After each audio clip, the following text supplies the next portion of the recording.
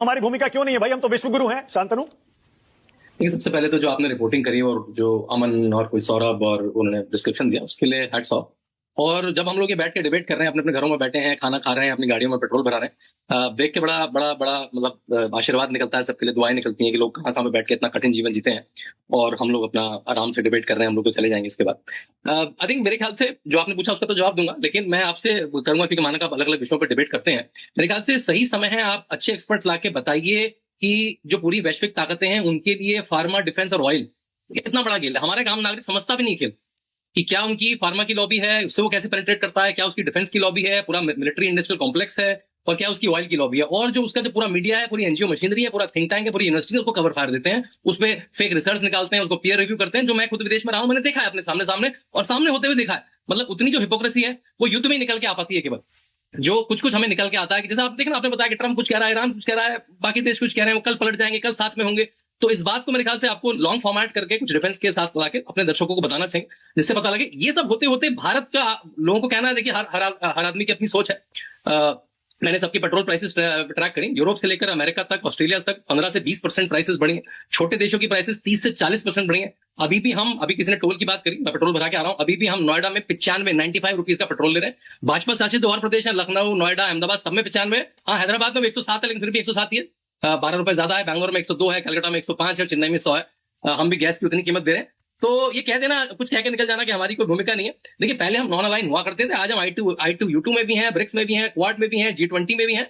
तो भारत की जो स्थिति है वो स्ट्रेटेजिक साइलेंस का क्या क्या रोल होता है वो दिख रहा है। हमें जो अपना काम है, अपने देश का इंटरेस्ट सबसे इंपॉर्टेंट है, वो मेरे ख्याल से हो रहा है। जो बड़े बड़े देश 20% पेट्रोल बढ़ाने से नहीं रोक पा रहे हैं, जो पेट्रोलियम प्रोड्यूसिंग कंट्री है, और हम इतना बड़ा कंज्यूमर होकर अपने गैस प्राइसेस, अपने पेट्रोल प्राइसेस सेम रख पा रहे हैं, इसके लिए सरकारों को ठीक है। लेकिन शांतनु, ये आप कह रहे हैं कि दाम नहीं बढ़े, लोग तो ये कह रहे हैं कि चुनाव है इसलिए दाम नहीं बढ़े, जिस दिन चुनाव खत्म होगा उसी दिन दाम बढ़ जाएंगे।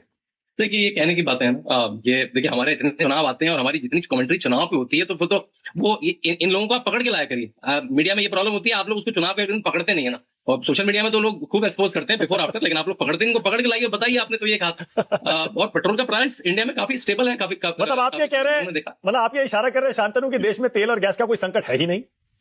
देखिए, ये कहना, ये कैसी मजाक की बात है? हमें पता है, इतनी बड़ी आपने रिपोर्टिंग दिखाई, कैसे नहीं संकट है? जो तेल हमारे पास 10-15 दिन में आता था, वो और रूट से 40 दिन में आ रहा है। एक बार वो साइकिल निकल जाएगी तो 40 दिन में। लेकिन हमारे पास रिजर्व है भाई। 10 साल में पहली बार किसी सरकार ने रिजर्व पे काम किया। हम तो रिजर्व का कॉन्सेप्ट ही नहीं था हमारे। पहली बार 2011 में उसकी चर्चा हुई, उसके बाद 2014 के बाद क्रियान्वयन हुआ। 2005 में हुई, 2015 तक तो हमारे रिजर्व हार्डली हमारे रिजर्व था। हमारे पास रिजर्व है। तो जो सरकार बार बार आपको पीआईबी में बता रही है, वो झूठ नहीं बता रही है कि हमारे पास 2 महीने का क्या है, 3 महीने का क्या है। तो वो है हमारे पास, वो दिख रहा है। और हमने पहले 20-22 देशों से डील करते थे, हम 40 से ज्यादा देशों से डील करते हैं। शांतनु, लेकिन हमारी सरकार, हमारा देश इस युद्ध को रुकवाने के लिए आपको भी लगता है कि कोशिश और करनी चाहिए? नुकसान तो हमारा भी हो रहा है ना। देखिए, कोई युद्ध नहीं रुकवा पाएगा, ये कहने की बातें हैं, केवल पोजीशनिंग्स की बातें हैं। पाकिस्तान ने वो 4 विदेश मंत्रियों को लेकर क्या कर लिया, वो क्या ड्रामे से क्या हो गया, उससे उसकी पोजीशनिंग है। किसी ने कहा वो शायद कोई क्रिप्टो की प्राइस के लिए कर लिया।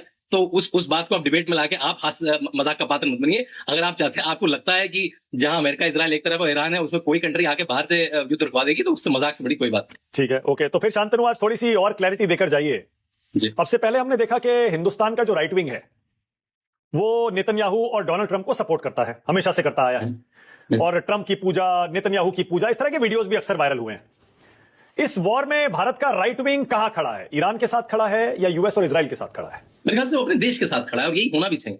और राइट विंग के साथ ये रहा भी है, राइट विंग की सरकारों के साथ भी रहा है। उन्होंने देश हित के साथ काम किया। ये नहीं कि हमारी ये पॉलिसी है इसलिए। भाई, हमारी पॉलिसी है, अगर नाम की है, हमारी नॉन अलाइनमेंट की है, नहीं ना, हम I2U2 पे बनाएंगे, ब्रिक्स भी बनाएंगे। हम ब्रिक्स में भी है, क्वाड में भी है, एक में चाइना के साथ है, एक चाइना के खिलाफ है, हम वहां पे भी है। तो राइट विंग देश के साथ खड़ा है। अगर ट्रंप जब तक, अच्छा, मैं और स्पेसिफिक पूछता हूं, क्या यूएस और इजराइल ने ईरान पर हमला करके गलत किया क्या? देखिए, मैं कह रहा हूं कि आप एक नॉर्मेटिव पोजीशन ले सकते हैं उसमें कि सही करा, गलत करा, किसकी पोजीशन से ये इंपॉर्टेंट है ना। हम भी आज उसको मिडिल ईस्ट बोलते हैं, मैं तो उसको मिडिल ईस्ट बोलता नहीं, वेस्ट एशिया। आपकी पोजीशन ही तो पूछ रहा हूं शांतनु, आपकी पोजीशन ही तो पूछ रहा हूं। मैं कह रहा हूँ कि आप किसकी पोजीशन से पूछ रहे हैं ना। आप कह रहे हैं भाई, हमें तो यहाँ बैठे बैठे हमारा तो जीवन खराब ही हो रहा है। हम तेल के लिए परेशान हो रहे हैं, हम बात कर रहे हैं, एग्जैक्टली। तो हमारे लिए तो खराब ही है, हमारे लिए उससे फायदा। लेकिन हाँ, अगर आप देखें कि इजराइल, जो ईरान जो कंट्रोल नहीं था, और वो अपनी न्यूक्लियर पावर का गलत इस्तेमाल करता है, तो वो खराब भी है। तो इतने इसके 0-1 के इतने आसान आंसर नहीं है। ये मल्टीपल चॉइस का इतना आसान सा क्वेश्चन नहीं है, आप टिक करके आगे भाग जाए। कॉम्प्लिकेटेड फॉरेन पॉलिसी की कॉम्प्लिकेटेड मैटर। सतीश जी कुछ कहना चाह रहे थे? यस सर नो के आंसर से नहीं फर्क पड़ेगा। सतीश जी क्या कहना चाह रहे थे? देखिए, शांतनु जी को अभी घरेलू जो चुनावी युद्ध है ना, उनसे फुर्सत इनको मिलेगा तब ना बाकी जगहों का देखेंगे। और इनसे ये भी साथ साथ पूछ लीजिए मानक जी कि 60 रुपया जब गैस का दाम बढ़ा था, कोई उसको माना नहीं जाएगा क्या बढ़ाना? वो कितना परसेंट था एक के बार में बढ़ना? 60 कितना का मिलता है हमको तो मालूम नहीं कि सिलेंडर कितना में मिलता है, लेकिन वो 10-15% एक ही साथ बढ़ गया, उसको मानते नहीं। और एक चीज इनसे और कमिटमेंट दिलवा दीजिए, ये तो पूरा विदेश विदेश घूम के आए हैं, इकोनॉमिक्स भी समझते हैं, आजकल ज्यादा राजनीति और किताब और फिल्म में है, लेकिन इनसे ये भी बतवा दीजिए कि क्या ये गारंटी दे के जा रहे हैं कि यहाँ दाम नहीं बढ़ेगा?